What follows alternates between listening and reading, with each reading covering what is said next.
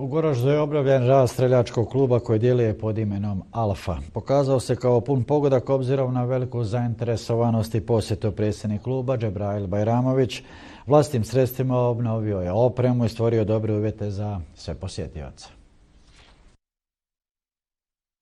Ljubitelji streljaštva u Goraždu imat će priliku upražnjavati slobodno vrijeme u jesenjim i zimskim mjesecima u prostorijama kluba Alfa i sa obnovljenom streljačkom opremom.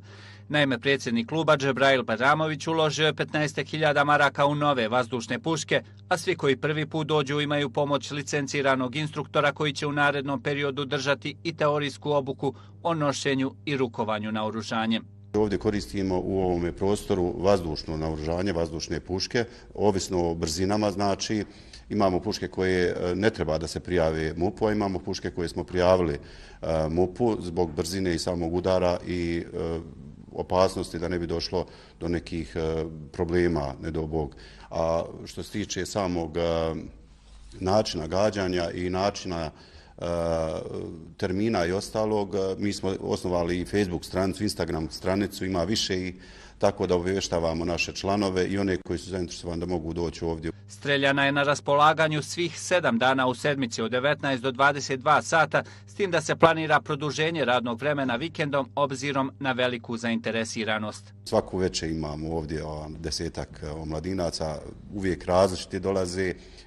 Mislim, dolaze stalni, ali u tim grupama koje dolaze, to nas raduje stvarno.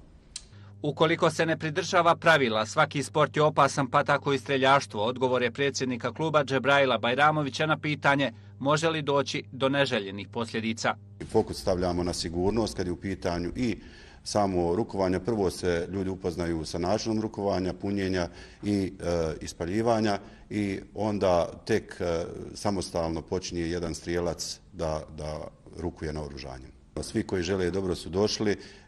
Mi smo klub koji svaki drugi klub, znači članarina se plaća, ima termini za nečlanove, znači svi su dobro došli.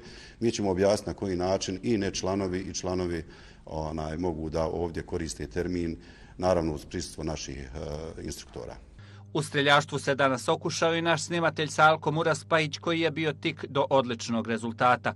Čak 2 puta pogodio je u crno polje.